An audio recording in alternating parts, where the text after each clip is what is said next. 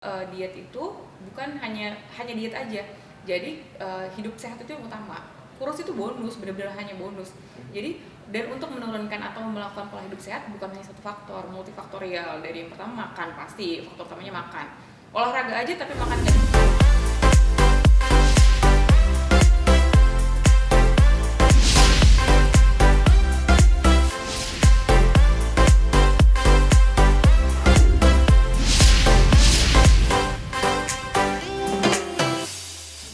Halo Life Friends, balik lagi sama gue, host Faisal AR di Being Life Corner. Tempat kita ngobrol-ngobrol dengan orang-orang inspiratif.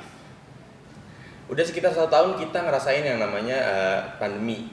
Kita juga ngerasain dampak-dampak dari pandemi. Misalnya yang tadinya suka ke gym buat olahraga, sekarang kita lebih banyak olahraga di rumah. Bahkan mungkin ada juga yang malah jadi jarang olahraga kayak gue. Nah, terus juga yang tadi kita sering makan di luar nih, pasti frekuensi makan di luarnya sekarang udah berkurang banget gitu kan. Ngomongin tentang makan, kita juga pasti pola makan kita berubah gitu kan. Ada juga teman-teman kita atau bahkan mungkin gue yang berat badannya justru nambah selama pandemi Covid ini. Hari ini kita akan ngobrol tentang cara diet yang baik dan benar ditemenin dengan 2 narasumber. Yang pertama adalah seorang spesialis gizi klinik, yaitu Dr. Cut Hafia, Magister Gizi, spesialis gizi klinik. Welcome, Dr. Cut Hafia. Halo. Gimana kabarnya dok hari ini dok? Baik. Alhamdulillah. Sehat. Siap dok. Nah kemudian yang narasumber yang kedua adalah seorang profesional di bidang insurance dan juga seorang pegiat olahraga, khususnya di bidang sepeda. Wah anak sepeda banget lah. Yaitu Mbak Sayekti Rahayu. Gimana kabarnya Mbak Ayu? Alhamdulillah baik Faisal, luar biasa. Alhamdulillah. Oke, mungkin kita langsung aja mulai podcast kita hari ini tentang ngomongin tentang diet. Sebelum kita jauh ngomongin tentang diet, mungkin kita mulai dari definisi dari diet itu sendiri. Sebenarnya diet itu apa sih dok? Jadi memang kalau ngomongin tentang diet sekarang seru banget ya, karena semua orang jadi pada mencoba berbagai macam diet. Jadi sebenarnya kalau kita lagi ngobrol sama teman diet, kita lagi diet nih tapi dia nggak makan, itu salah. Karena diet itu seharusnya makan, mengatur pola makan, jadi makannya lebih teratur. Jadi diet yang didefinisikan tidak makan itu tidak benar. Jadi diet adalah mengatur pola makan, jadi lebih sehat. Jadi kita konsumsi itu bagus gitu. Kayak gitu. Nah, kan orang kebanyakan ngomong kalau diet itu kayak cara pola makan misalnya ya untuk nurunin berat badan. Betul. Itu sebenarnya kalau pola makan secara general itu kita bisa disebut diet juga nggak sih dok? Pola makan kita boleh secara general disebut diet juga benar, karena memang kalau kita kan makan normalnya makan itu kita 3 kali makan utama, 2 kali selingan, lalu selain jumlah dan frekuensinya, komposisi makan itu juga penting. Jadi bukan hanya semata-mata aku diet cuma 800 kilokalori gitu, defisitkan rendah sekali gitu, tapi ya isinya ekstrim, tapi isinya cuma mie ayam satu kan sampai 800 tuh, terus nggak makan seharian itu kan salah. Jadi benar-benar diet itu harus makan kita seharian lengkap, makanan yang bagus, makronutrien ada, mikronutrien juga ada, kayak gitu. Siap dok. Kalau makronutrien itu contohnya apa ya dok ya? Kayak karbohidrat, lemak, protein yang kita makan, nasi, lauk pauk, sayur gitu. Jadi sekarang healthy eating plate kita tuh berubah. Dulu kan kita 4 sehat 5 sempurna ya kalau dari gizi. Tapi sekarang kita pakai healthy eating plate, jadi pola makan sehat. Pakai piramida sekarang. Kalau piringnya itu jadi dalam satu piring setengahnya itu sayur. Jadi benar-benar serat itu yang lebih tinggi. Karbohidrat tetap dikonsumsi, nasi, gitu loh, pauk lain, kentang, ubi, roti gandum, kalau mau buat sandwich juga boleh. Seperempatnya lagi protein hewani dan nabati. Jadi pada saat makan utama kita lengkap, itu semua tuh harus ada komplit gitu. Jadi kalau kita makan hanya sayur aja berarti belum lengkap. Makan terus selalu memusuhi nasi gitu ya, makan cuma protein aja, makan pakai telur doang gitu ya. Kan sekarang happening setiap kali datang makannya telur aja gitu, nggak lapar gitu. Jadi kayak itu mesti penting. Jadi nasi itu gampang dipecah sebagai energi, jadi jangan takut untuk mengkonsumsi karbohidrat sebenarnya, tapi dalam kondisi dalam porsi yang cukup gitu. Tapi dok kalau nasi itu sebetulnya nasi putih itu memang lebih bahaya kah gitu ya dibanding dengan yang lain, karena kan sebenarnya boleh mengganti karbohidrat dengan serat yang lain ya. Boleh, dan biasanya tuh lebih disarankan di usia tertentu sudah makannya color rice gitu biasanya, dicampur atau yang lainnya. memang lebih bagus gitu ya dok? Iya benar, kalau misalnya kalau berdasarkan usia memang yang kita takutkan, bukan kita takutkan, kita perbandingkan nasi putih dengan nasi merah dengan nasi hitam, ada indeks glikemiknya. Jadi kadar gula di dalam makanan. Jadi umur-umur tertentu atau ada faktor resiko genetik diabetes, memang kita cari nasi dengan indeks glikemik yang rendah. Itu ada di nasi merah, nasi hitam, kentang gitu, ubi. Jadi jangan pada takut makan kalau mau makan nasi boleh, tapi dietnya pakai kentang gitu. Jadi memang kalau mau bergeser, dijadikan gaya hidup nasi merah brown rice lah yang mirip-mirip sama nasi putih, dia kan lebih bisa kita konsumsi.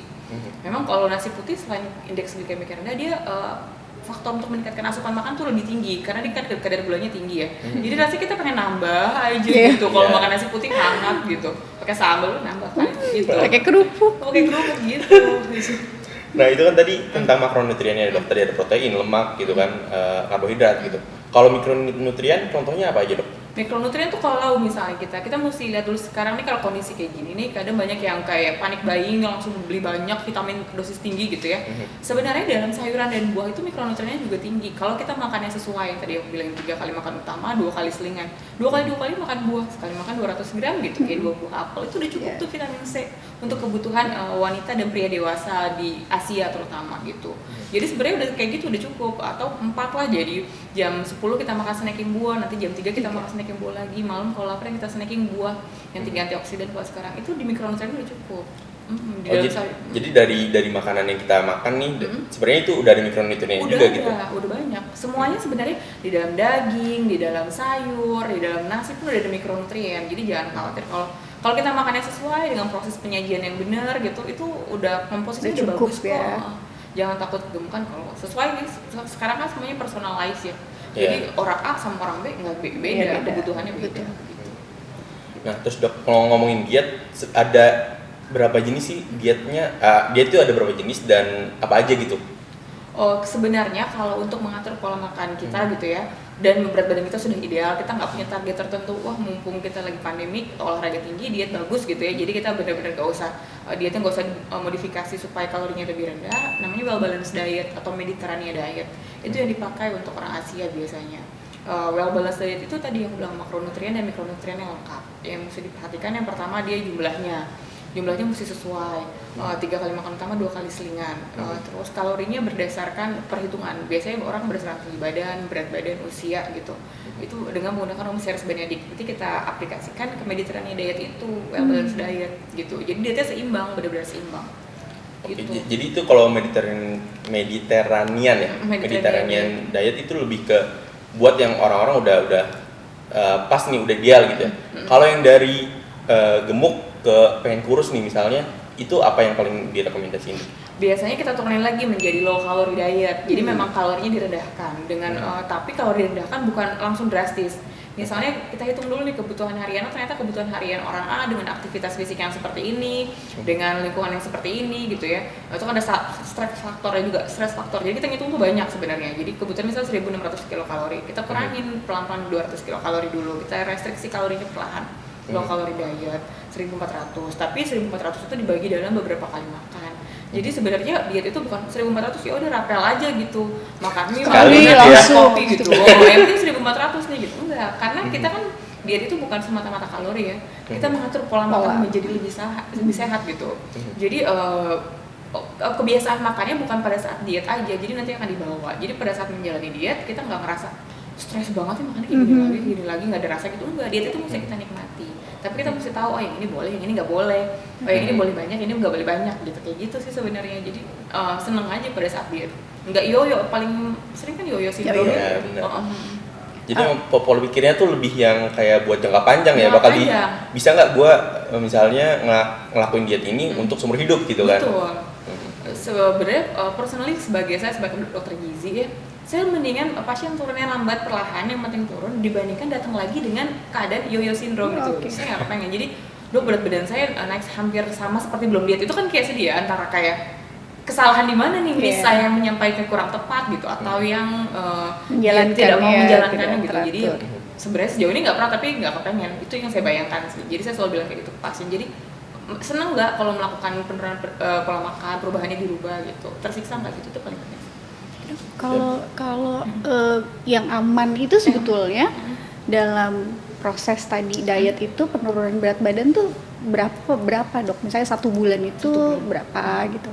Kalau yang aman, literally bukan theoretically, yang aman itu dia 1 sampai 2 kg per minggu. Tergantung kita startnya di berapa. Kan ada yang orang jadi kurang lebih 6 sampai 8 kilo lah dalam 1 bulan. Bisa juga 4 juga udah oke. Jadi range-nya 4 sampai 8 kilo 1 bulan. Jadi ada yang turun bisa cuma 4 kilo 1 bulan itu nggak ada masalah. Yang penting turun gitu. Tapi dan pada saat diet itu dia pola makan memang sudah berubah jadi lebih sehat gitu. Ya, jadi jangan khawatir kalau dia turunnya banyak ini enggak, aku cuma segini gitu, nggak ada masalah. Yang penting turun dan dinikmati dan sensitif ke tubuh kita sama diet yang kita lakukan. Kalau Mbak Ayu udah pernah nyoba diet apa aja nih, Mbak? Wah, perjalanannya panjang ya diet. Saya dulu lumayan obesitas dong. Jadi tapi ya itu tadi yang seperti dokter juga tadi kita sempat bicara ya, selama pandemi itu orang jadi punya malah hidup yang sehat gitu ya, punya pola hidup yang sehat ya, termasuk alhamdulillah saya merasakan itu dok. Jadi di awal pandemi itu timbangan saya tuh kelebihan 10 kilo lah dari sekarang. Jadi saya selama pandemi itu berhasil menurunkan sekitar 10 kilo ya. Mantap juga. Awalnya sih cuma karena aduh ngapain ya pandemi itu kita nggak bisa kemana-mana gitu ya, terus akhirnya mulailah bertekad untuk punya gaya hidup yang lebih sehat gitu, plus mungkin sebelumnya istirahatnya nggak bisa tidur cepat gitu ya, dan nggak bener jam tidurnya juga, pola makannya juga suka nggak teratur. Nah akhirnya bener sih pelan-pelan gitu dengan bertekad tadi pola hidupnya yang sehat juga. Saya juga sempat konsul ke dokter akhirnya waktu itu, ke dokter gizi, ya dikasih tahu sih caranya. Dan betul yang dokter bilang, bukan artinya nggak makan, justru makan saya tuh diatur jam dan porsinya juga nggak sedikit, lumayan banyak, tapi amazing kok bisa turun nih ya. Itu yang terjadi sih Sal, jadi nggak sengsara sih waktu saya diet gitu ya. Jadi betul. malah kadang kalau di skip makan malah nggak turun. Betul. Kita ngulangin frekuensi makan malah turun. Malah turun ya. Jadi sebenarnya diet tuh bisa dinikmati ya, nggak yang kayak benar-benar nyiksa gitu ya. Betul. Mbak Ayu sudah jadi Lebih proof. kan, Proof. Saya setuju banget karena memang saya mengalami hal itu. Tadi dokter bilang dia tuh harus bahagia, karena pada saat kita bahagia, contohnya kita olahraga, keluarlah apa tuh dok namanya istilahnya endorfin ya dok ya, yang bikin kita bahagia ya, bikin kita bahagia, seneng gitu ya, somehow itu jadi pemacu kita kan, wah kok enak ya olahraga, kok punya rasa kayak gini gitu, akhirnya jadi addict. Jadi sekarang saya juga tahu kenapa sih orang-orang itu addicted sama olahraga gitu, karena the feeling after itu yang bener-bener bahagia gini ya, bahagia, terus mukanya tuh shimmering gitu kan, seger banget gitu ya. Jadi oke, memang yang terbaik adalah itu ya gaya hidup sehat, pola makan yang sehat, istirahat yang cukup, itu yang paling benar ya dok. Itu karena pada saat sepeda misalnya endorfin akan rilis tuh perlahan, dia di kilometer ketiga keempat itu rilis perlahan. Jadi kenapa orang bisa kuat sampai 25 kilo ya, kadang amazed banget, wow jauh sekali sepedanya, kan endorfinnya rilis perlahan dan dia stabil. Betul. Dan bertahannya 24 jam. Jadi tenang aja, kalau lagi PMS sepeda aja berarti. Releasernya buat itu dicurahkan ke sepeda. Iya, betul. Nah terus ya, nah itu kan kalau misalnya kita udah mulai ngelakuin olahraga nih, terus ternyata dengan adanya endorfin itu malah bikin kita edik gitu kan. Nah tapi awalnya itu kan pasti berat, itu gimana coba mulainya, Mbak? Awalnya berat dan saya juga nggak bisa tuh langsung jauh-jauh gitu ya. Jadi jujur selama sebelum pandemi itu saya jauh sekali ikatan batinnya dengan treadmill di rumah. Udah ada tapi gak dipakai. Nggak pernah dipakai. Jadi apa, jemuran? Didiemin doang, ditutupin doang. Jadi waktu selama pandemi kita nggak bisa keluar kan. Jadi aduh olahraga ya apa ya? Oke lah. Saya memulai hubungan baik saya dengan si mesin treadmill ini lagi gitu. Akhirnya mulai treadmill, dari mulai yang ya jalan kaki dulu, saya jalan kaki gitu ya 2 kilo gitu, terus besoknya lagi jalan kaki lagi, ditambahin waktunya, speednya ditambah lagi, sampai akhirnya sekarang saya udah kuat lari nonstop 30 menit dan itu bisa sampai 5 kilo gitu. Jadi emang proses berjalannya sedikit-sedikit, tapi memang harus ada, nomor satu sih menurut saya adalah niat. Ya niat ya dok ya, karena harus ada niat dulu dari kita emang mau melakukan itu. Balik lagi tadi, harus melakukannya dengan happy gitu, bukan cari goalsnya dulu, maksudnya mau kurus mau apa, itu pasti akan jadi bonus sih buat kita nantinya. ada impact bagus gitu buat badan kita pada saat kita udah ngejalanin kan ya. Nah itu tadi kalau masalah lari. Kalau sepedaan, tadi dokter bilang 10-20 kilo. Saya dulu pertama kali sepedaan, karena basically saya juga udah suka sepeda dari zaman kecil dulu, waktu sekolah SD pergi ke les, itu saya selalu naik sepeda gitu. Jadi memang sepeda itu udah jadi bagian dari hidup saya. Cuma belakangan pas kerja dan lain-lain, tidak pernah punya waktu yang teratur untuk bermain sepeda. Lalu awal pandemi saya udah mulai deh, kita sepedaan lagi deh serius gitu. Kebetulan suami saya juga orang yang suka sepeda, jadi kita punya hobi yang sama lah gitu. Awalnya paling cuma kuat 10-15 gitu. Sampai akhirnya saya bisa ngalamin, dapat momen bisa ngelakuin sepedaan 100 kilo. Wah, gila. 100 kilo ya? 100 kilo kok dia bahkan di rumah kayak 100 kilo. Gila itu ke Bogor udah bolak-balik. 100 kilo. Jadi itu saya udah berhasil di situ. Bandung kayaknya. Bisa mungkin nyampe Bandung tuh. Tapi saya ngejalaninnya bukan ke Bandung atau ke Bogor. That time saya coba Bintaro Loop, Alsut Loop, bolak-balik sampai saya finishnya di Alsut Loop itu. Sampai 100 waktu itu. 102 sih, lebih dari 100 waktu itu kayaknya. Gila sih, itu keren banget sih. Ya finally gitu, tapi memang butuh proses ya, nggak langsung gitu sekali sepedaan terus langsung yang jauh gitu jaraknya, enggak. Jadi ya pelan-pelan juga, dan kita harus tahu, harus bisa ngerti baca kondisi badan kita juga sih dengan cara kayak gitu. Jadi kita lebih sensitif lah, tahu kalau pada saat ini badannya minta istirahat nih ya, kita resting day dulu, nggak bisa terus tiap hari digeber seperti itu. Dan bertahap Iya. dari yang suka dulu tadi kan dari jalan dulu, bertahap, sepedanya 10-20, tadi nggak biasa olahraga, kalau dikasih tiba-tiba ayo barengan yang sama yang biasa 100 kilo pasti Nggak bisa. bisa. Pulang balik ke Nyarat rumah. duluan, iya. Nah, terus dok, tadi kan kalau olahraga berarti kita mulai harus dikit-dikit dulu kan. Nanti kalau udah mulai enjoy gitu kan, endorfin ini maksudnya keluar secara alami, ya kita akan edik sendirinya gitu. Betul. Nah, kalau diet lagi, kita balik lagi ke diet. Tadi kan ada 2 diet. Yang pertama yang Mediterranean diet, itu untuk yang kalau udah ideal gitu kan, udah seimbang. Terus kalau yang kedua itu yang low calorie diet, untuk yang nurunin berat badan. Nah, pertanyaan yang pengen saya ajuin adalah resiko apa sih dok? Misalnya kita salah pilih diet, apa aja yang bisa terjadi sama tubuh kita? Ya bener banget tuh, banyak kan sekarang diet-diet yang beredar ya, Yang viral dok. Yang viral banyak, terus karena yang viral itu biasanya kebutuhan orang A dipakai ke B, itu kan nggak sesuai. Betul. Terus diet yang pertama, kalau diet-diet yang kalau saya sebutkan diet ketogenik, diet itu tidak boleh mengurangi satu komponen makronutrien penting, si karbohidrat. Apalagi nanti pengen sepeda 100 kilo, kita nggak punya karbohidrat, yang dimakan cuma lemak sama protein, sedangkan olahraga kita butuh karbohidrat. Karbohidrat di pecah utama, itu penting banget. Kalau tidak bisa, kalau kita dietnya nggak sesuai, misalnya kayak diet ketogenik, kita yang pertama pasti ngerasa kelelahan, lalu gangguan mood. Biasanya sih karbohidrat kan mempengaruhi hormon serotonin ya. Rasa bahagia kita tuh akan jadi kalau misalnya orang kenapa dia marah-marah, biasanya karbohidratnya kurang banget. Kan suka ngomong kurang gula, Kurang makan ya? Kurang makan ya. itu kan mempengaruhi si hormon serotonin, jadi nggak bahagia. Terus lalu pada penyakit-penyakit tertentu kita mengurangi makronutrien penting, satu makronutrien penting aja. Itu dia impact-nya banyak ke jaringan tubuh, kayak hepat, hati, terus ke ginjal gitu, terus ke organ-organ tubuh banyak. Yang pasti diet itu tidak bisa dijadikan gaya hidup. Dia akan ada satu momen dimana stop gitu. Jadi lalu paling itu yo-yo syndrome, balik lagi. Seperti kayak buka puasa, kita puasa lama, habis itu kalap balik lagi sih berat badan gitu. Jadi kalau diet itu yang penting kita harus menghindarin diet yang ngurangin makronutrien penting gitu kan. Makronutrien penting, mengurangi waktu makan seperti kayak intermittent fasting, saya sebutin aja. Intermittent fasting dia kan ada beberapa jenis ya intermittent fasting itu. Ada yang mirip banget sama puasa Ramadan yang 12 jam hanya bisa minum air putih, tapi dia dibuka tuh 12 itu masih oke. Kita masih bisa menjalankan mirip puasa. Dalam 12 jam itu kita makan nggak boleh di satu momen doang, harus ada frekuensi makannya harus teratur. Dan itu hanya nggak boleh terlalu lama, nggak boleh lebih dari 3-4 bulan. Karena itu memang tidak bisa dijadikan gaya hidup. Lalu apalagi yang dia ada beberapa yang paling tidak bisa dilakukan sebagai gaya hidup, yang pasien-pasien bisa terkena gangguan seperti sakit mah itu, dia hanya jendela waktunya hanya 24 jam dalam 1 minggu.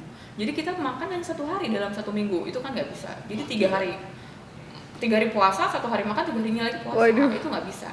Yang pertama pasti gula darahnya rendah, ngedrop, drop. terus lambungnya pasti dia akan ngamuk lah, nggak bisa Iya. nggak mengolah makanan apapun. Sebenarnya kalau diet yang sesuai itu seharusnya dia malah tidak menyebabkan sakit mah. Karena kan kita seperti biasa makannya banyak, Teratur. lambungnya itu Iya. mengolah makan sedikit tapi Iya. sering kayak gitu. Pasti gangguan buat itu nggak bisa dijadikan itu lah gaya hidup, dan yang pasti lebih mudah sakit sih yang paling penting gitu. Oke. Ya berarti sebenarnya kalau ada diet yang kita jalanin ternyata bikin kita sakit, berarti emang ada yang salah di situ Banyak kan? betul. Bener. Biasanya kalau ditanyain pertama ada nyeri ulu hati nggak kalau lagi diet gitu, terus kalau nggak sakit mahnya kambuh nggak, berarti itu antara dietnya salah atau biasanya si pasien sendiri, si klien sendiri dia mengurangi frekuensi makan. Oh ini oke nih masih kenyang, nggak makan, jadi salah. Jadi makannya harus teratur. Harus teratur. Ya, Iya, sebenarnya yang betul. penting ikutin dokternya lah gitu kan. Karena kan dibilang juga ya kalau kita dikasih tahu bahwa makan itu sebelum lapar, tapi berhentinya sebelum kenyang. Itu benar sih ya, Dok. banget. Kan kita nggak akan, kalau misalnya kita tunda makannya misalnya baru mulai sarapan brunch jam 11, itu tuh lambung udah puasain lama nih, kita tidur kan dia puasa kan, nanti dipanjangin sampai jam 10 atau jam 11 gitu. Di jam 10 pasti dia udah memberikan sinyal ke otak lapar, yang kita bayangin makanan tinggi lemak pasti mau pesen makanan online apa, kopi susu apa, terus temennya pakai donat, pakai apa kayak gitu-gitu. Jadi malah kalorinya lebih banyak dan berat badannya malah lebih meningkat, padahal ngerasa makan hanya sekali atau 2 kali dalam 1 hari gitu. Itu tuh kayak apa ya? Kita pengen buka puasa kan. Terus kita lapar mata, belinya banyak banget. Yang dimakan mungkin sepertiganya atau setengahnya gitu kan. Kayaknya minum teh sama makan kurma aja udah langsung kenyang deh Iya harusnya. sebenarnya ya, karena udah ada manis-manis kan. Yes. Betul. Oh ya, ngomongin puasa kan ntar lagi kita udah deket puasa nih, Betul, kayak betul. mungkin semingguan lagi ya. Iya, Nah, kalau tadi kan tips dietnya 2 tuh untuk yang kondisi normal. Kalau yang puasa tuh gimana ya dok ya? Iya, banyak banget yang puasa nggak melakukan sahur, sedangkan kita udah mulai nggak work from home lagi, udah mulai ke kantor. Iya. Sedangkan sahur itu butuh banget, penting, kayak kita sarapan. Jadi kalau diet itu tidak boleh nggak sarapan, pasti gagal diet ya. Jadi kalau puasa itu sahur dengan komposisi atau jumlah yang cukup. Pasti kayak tadi, kalau mau karbohidrat diganti boleh pakai kentang, kalau nggak pengen makan nasi pagi-pagi kan kita nggak terbiasa makan jam 3:30 gitu. Iya, benar. Boleh makan yang memang komposisi sahur tidak sebanyak kita makan utama pada saat kepuasa, tapi mesti lengkap. Ada lauk pauk, ada karbohidrat, ada protein, ada lemak, itu mesti lengkap. Terus sebelum imsak sebaiknya kita kayak makan buah yang tinggi seratnya juga, kayak apel, pir, pepaya gitu boleh, buah naga gitu boleh, pisang, supaya kadar gula kita tetap bertahan di jam-jam tertentu yang kita butuh energi gitu. Jadi nggak lemas pada saat puasa, moodnya tetap terjaga, kita nggak lemas, nggak kayaknya ngantuk pengen tiduran aja gitu. Nanti pada saat buka jangan langsung makan utama besar gitu. Kalau buka kita langsung makan utama besar, yang pertama gula darahnya langsung naik. Pasti yang kita konsumsi pasti lebih banyak karena kan lagi kosong udah lama kan. Terus makan tinggi lemak pasti biasanya. Nasi padang, gorengan. gitu. Jadi biarkan lambung mengolah makanan secara perlahan gitu. Nanti setelah sholat maghrib baru kita makan utama. Pasti dengan cara masak yang dengan jenis makanan yang berbeda, jadi yang terlalu tinggi minyak, terlalu tinggi gula gitu, sebaiknya dihindari gitu sih. Oh, jadi tipsnya kalau lagi puasa sahur tetap harus gitu kan. Kemudian waktu kita buka jangan langsung makanan yang besar dulu. ya yang besar gitu kan. Nah, terus ada nggak sih dok tips mungkin olahraga nih waktu puasa gitu, mungkin dari dokter atau dari Mbak Ayu? Dokter pastinya. Kita mesti tahu dulu jenis olahraga yang mau kita lakukan apa. Yeah. Jadi kalau misalnya cuma kardio aerobik dengan intensitasnya rendah, bisa kita lakukan 60 menit sebelum buka puasa boleh. Jadi benar-benar sebelum buka puasa. Jadi pas finish gitu, misalnya main sepeda 60 menit, ya selesai di rumah pada saat buka puasa. Jadi kan pada saat bulan yang drop kita langsung kita ganti, kita recovery kan. Tapi kalau pengen high intensity, sekarang kan banyak yang melakukan hit aerobik dengan angkat beban segala macem dengan modal YouTube. Tapi kan waktu 45 menit tapi keringat banyak. Itu resiko dehidrasi tinggi. Sebaiknya dilakukannya setelah tarawih atau pertengahan antara sholat maghrib dan tarawih. Setelah kita boleh dalam keadaan perut isi dengan makan utama atau dengan sudah berbuka dulu boleh. Tapi kan biasanya kalau habis tarawih makan utama kenyang banyak tiduran ya. Iya. Jadi nggak olahraga sih dok kali Di ini. tengah-tengahnya boleh, yang pasti sudah keisi dulu. Jadi pada saat kita ada resiko dehidrasi tinggi, bisa kita ganti air putihnya, bisa kita konsumsi lebih banyak gitu. Iya. Jadi kalau mau tetap olahraga nih waktu puasa, ya paling sebelum buka gitu kan. Iya, biasanya yang sebelum buka ringan sih. aja gitu kan. Terus kalau yang beratnya setelah buka. Boleh. Tapi ada potensi untuk tidak olahraga sih. Kalau habis tarawih ya. Iya. Jadi kalau saya sih yang kata dokter tadi sebelum buka biasanya 1 jam sebelum buka ibaratnya sambil nunggu tuh pas banget tuh buat olahraga, terserah dia mau pilih apa. Sekarang kan banyak ya, udah banyak yang online juga, mau PONFit, mau jalan treadmill, mau ikutin live Zumba interval, iya itu juga waktu tahun lalu itu soalnya yang saya lakukan juga kalau menjelang buka puasa. Oke, lumayan nih 1 jam, pas beduk kita minum dengan enaknya. Iya. Jadi pas ya, endorfin lagi tinggi, betul. Seneng tuh buka puasanya kan. happy banget. Nah, dok, terus kalau tadi kan puasa nih, kita balik ke normal lagi. Sebenarnya kalau kita diet terus tanpa olahraga, jadi ngatur pola makan aja, menurut dokter itu gimana? Kalau untuk menurunkan sebenarnya tadi yang kayak Bayu bilang, kita tuh sekarang tuh kan dari kalau cerita dari awal masalah pandemi COVID ini ya, orang udah bergeser. Kalau saya kan tidak pernah mengalami work from home. Saya jadi tahu nih tren pasien yang mulai dari yang sudah mulai mager 2-3 bulan, akhirnya tuh jadi arah kehidupan lebih sehat. Jadi lebih mikir makan apa, lebih sehat, olahraga apa yang cocok buat dia, jadi lebih sehat. Kita tuh udah sebenarnya hikmah dari pandemi ini kita jadi lebih sehat sih sebenarnya. Aku tuh ngerasain sebagai dokter gizi, aku ngerasain efek mereka lebih terbuka. Oh ini lebih sehat. Jadi yang pertama mesti kita lakukan diet itu bukan hanya diet aja. Jadi hidup sehat itu yang utama. Kurus itu bonus, benar-benar hanya bonus. Jadi dan untuk menurunkan atau melakukan pola hidup sehat bukan hanya satu faktor, multifaktorial. Dari yang pertama makan, pasti faktor utamanya makan. Olahraga aja tapi makan nggak dikurangin atau balas dendam itu percuma. Jadi diet, olahraga, stres, tidur yang cukup itu, jangan stres sama tidur yang cukup itu mempengaruhi banget. Jadi diet tanpa olahraga itu bagaikan makan sayur tanpa garam gitu. Gak ada rasanya gitu, asin. Jadi harus seimbang gitu. Tapi kita mesti tahu juga tubuh kita diet apa yang olahraga apa yang sesuai. Jangan nggak usah ngikutin tren, nggak usah ikutin kekinian. Tubuh kita tuh peka terhadap apa. Jadi lalu olahraga itu bukan dilakukan hanya semata-mata menurunkan berat badan aja. Nanti pada saat kita tidak diet, olahraga itu bisa kita nikmatin, bisa ketemu tuh feelnya, endorfinnya bisa keluar. Jadi walaupun udah ideal, enak kan masih tetap pengen lari, pengen jalan, pengen zumba, pengen PONFit, pengen apa, effort aja tuh. Iya, banyak banget. Banyak. Jadi sebenarnya bisa aja nih turun, bisa aja, cuma lebih optimal pastinya dengan olahraga gitu ya dok. Nah ini mungkin pertanyaan terakhir nih dok. Kalau saya lihat di IG-nya dokter kan udah banyak tuh klien-klien atau pasien-pasien dokter yang berhasil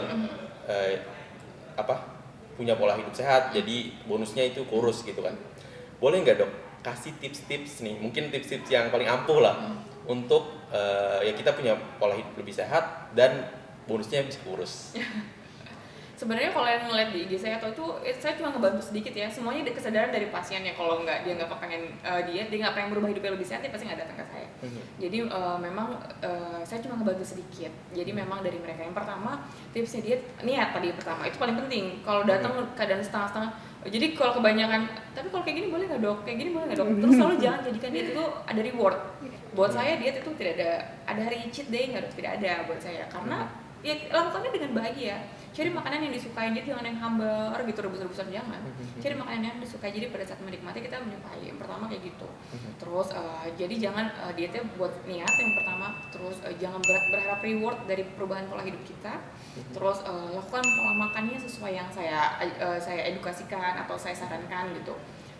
Frekuensi makannya yang teratur, nggak ngurangin makan sekali aja dikurangin gitu, nggak karena wah ini enak nih turunnya banyak, kurangin aja makan segitu, jangan, pasti gagal. Karena kan komposisinya udah saya atur sedemikian rupa supaya pasiennya nggak ada keluhan apapun, kliennya nggak ada keluhan apapun. Lalu move your legs, bergeraklah gitu. Jadi kalau bergerak itu pasti lebih maksimal banget. Jadi biasanya pasien duduk olahraganya nggak ada hari ini, turunnya nggak, jadi dia tahu sendiri karena olahraganya nggak ada, mungkin karena kerja, karena apa, sudah berat badan tidak sesuai dengan minggu lalu, itu kayak gitu. Jadi manfaatkanlah semuanya, dijadikan satu paket full package gitu, jadi semuanya gitu. Jadi yang paling penting niat dulu ya dok, dan jangan lupa olahraganya biar optimal gitu kan, biar maksimal bonusnya yang nanti mungkin bisa didapat gitu ya. Iya, pasti dapat bonus. Thank you banget dokter udah mau ngomongin waktunya dan sharing tips diet sehat sama kita. Semoga bermanfaat buat teman-teman yang nonton. Thank you juga buat Mbak Ayu udah ngasih tau pengalamannya buat olahraga, cara mulainya, dan gimana biar sustain terus gitu kan. Thank you juga. Buat live friends yang udah nonton video ini, thank you banget. Semoga bermanfaat videonya. Jangan lupa like, comment, dan subscribe di channel YouTube BNI Live. Bye.